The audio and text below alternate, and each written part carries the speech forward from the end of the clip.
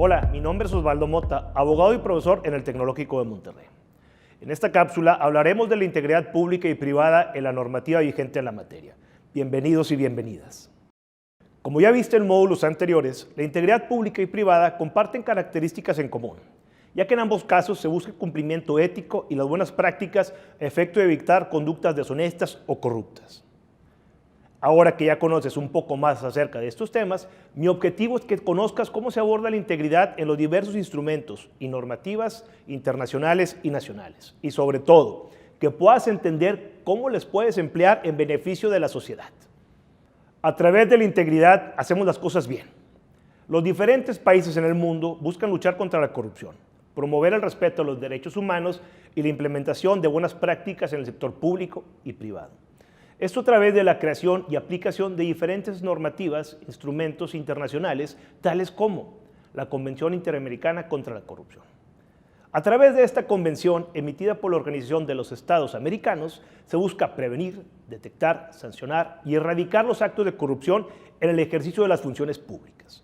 Asimismo, tenemos la Convención de las Naciones Unidas contra la Corrupción, emitida por las Naciones Unidas como consecuencia de la preocupación por la gravedad de los problemas y amenazas que plantea la corrupción en la sociedad.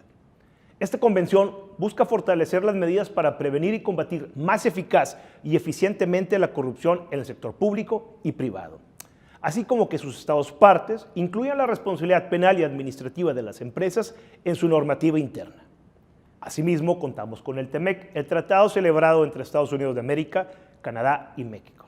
El TEMEC también aborda la integridad pública y privada en el capítulo 27, Anticorrupción. En este capítulo se establecen diferentes medidas para combatir la corrupción y se busca promover la integridad en el servicio público. En el capítulo 27 del TEMEC se establece el compromiso de fomentar dentro del sector privado la adopción de controles de auditoría interna para prevenir y detectar delitos. Y no menos importante, es el reconocimiento por parte de los tres países de los beneficios de los programas de cumplimiento interno en las empresas para combatir la corrupción. Ahora bien, existen más instrumentos internacionales que, si bien es cierto, no son vinculantes para el Estado mexicano, son de gran apoyo para las empresas y la sociedad, ya que abordan temas tales como la sostenibilidad y prácticas empresariales responsables, como lo es el caso del Pacto Mundial 2000. Asimismo, abordan temas tales como el papel que deben de llevar a cabo las empresas para respetar los derechos humanos, conforme a los principios rectores sobre las empresas y los derechos humanos de Naciones Unidas. Y también cómo mejorar el gobierno corporativo de las empresas, esto en atención a los principios de gobierno corporativo de la OCDE y del G20. Vale la pena también comentar sobre la Ley de Prácticas Corruptas en el Extranjero, también conocida como la FCPA por sus siglas en inglés, la cual contiene disposiciones antisoborno y de contabilidad, siendo que las primeras son de aplicación no solo a negocios estadounidenses o empresas que cotizan en bolsa, sino también a individuos del extranjero actuando en territorio de los Estados Unidos. Ante el deber asumido por el Estado mexicano en las precitadas normativas internacionales, se crearon y reformaron diversas normativas internas, dentro de las cuales destacamos la llamada reforma en materia de combate a la corrupción, la cual fue el génesis del Sistema Nacional Anticorrupción y que tuvo como consecuencia la creación y modificación de diversos ordenamientos jurídicos relacionados con la integridad pública y privada, dentro de los cuales podemos destacar la Constitución Política de los Estados Unidos Mexicanos, la Ley General de Responsabilidades Administrativas y el Código Nacional de Procedimientos Penales.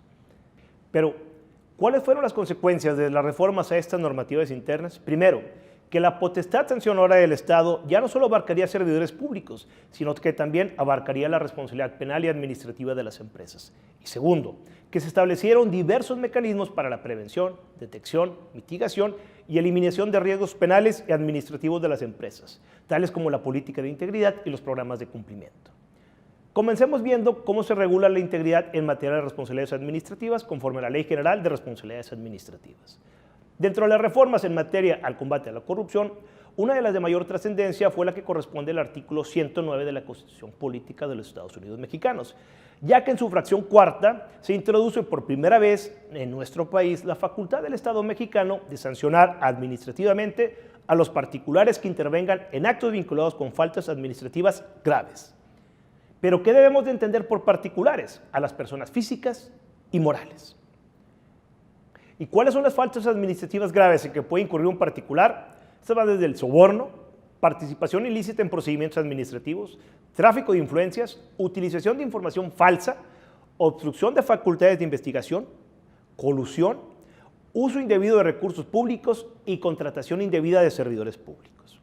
Ahora bien, ¿cuáles son las sanciones para el particular que comete alguna de estas faltas administrativas? Pues estas van desde la sanción económica hasta la disolución de la sociedad. Un aspecto que debes de saber es que para determinar la responsabilidad administrativa de una empresa se valorará si cuenta con una política de integridad, es decir, con mecanismos para prevenir, detectar, mitigar y eliminar actos de corrupción. Ahora te platicaré un poco sobre la responsabilidad penal de las empresas. Desde el 2016, en México las empresas pueden ser responsables penalmente. Conforme al artículo 421 del Código Nacional de Procedimientos Penales, para que una persona jurídica sea responsable penalmente, se deben de presentar los dos supuestos siguientes. Primero, que los delitos sean cometidos a su nombre, por su cuenta, en su beneficio o a través de los medios que ellas proporcionen. E importante, que haya existido además la inobservancia a su debido control en su organización. ¿Y cuáles son los delitos que deben de prevenir las empresas? Primero, los que se encuentren dentro del catálogo de delitos señalados en el artículo 11 bis del Código Penal Federal, o bien en los códigos penales de cada estado, y asimismo que estos estén relacionados con el objeto social o actividad económica preponderante de la empresa. Ahora bien, ¿cómo prevenir estos delitos al interior de la empresa? Tal y como lo vimos anteriormente, para que se configure la responsabilidad penal de una empresa, no solo es suficiente que se cometa el delito, sino también que se debe determinar que existió una inobservancia al debido control en su organización. Si bien es cierto, el Código Nacional de Procedimientos Penales no define qué debemos de entender por debido control, en la práctica comúnmente esto se realiza a través de los denominados programas de cumplimiento o compliance. Un programa de cumplimiento penal al interior de una empresa es de suma importancia, ya que permite prevenir, atenuar o eliminar la responsabilidad penal de la empresa. En derecho, existe la máxima jurídica que establece: la ignorancia de la ley no exime de su cumplimiento. Y como pudimos ver durante esta cápsula, tanto a nivel internacional como nacional, existe la normativa que establece la responsabilidad administrativa y penal de las empresas. El decir que las sociedades no pueden delinquir ha quedado rebasado.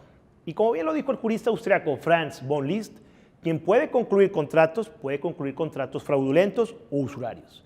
Y esto incluye a las empresas. Una empresa constructora tiene que saber que otorgar una mordida para agilizar un trámite le puede costar ser sancionada administrativa y penalmente. Y las consecuencias van desde multas hasta la extinción de la empresa. Un transportista no puede ignorar que su actividad comercial le puede causar ser señalado por cometer delitos tales como tráfico de personas, delitos contra la salud o hasta tráfico de órganos. ¿Cómo evitar esto? A través de la integridad. Nuestra legislación no solo contempla la responsabilidad penal y administrativa de las empresas, sino también la posibilidad de que éstas se autorregulen. Esto a través de la política de integridad o los programas de cumplimiento. Como bien lo dijo Klaus Tiedemann, un buen ciudadano corporativo es aquel que cumple con la legalidad, y es a través de la integridad la vía para hacer las cosas bien, aunque nadie nos vea. Muchas gracias, nos vemos en la próxima.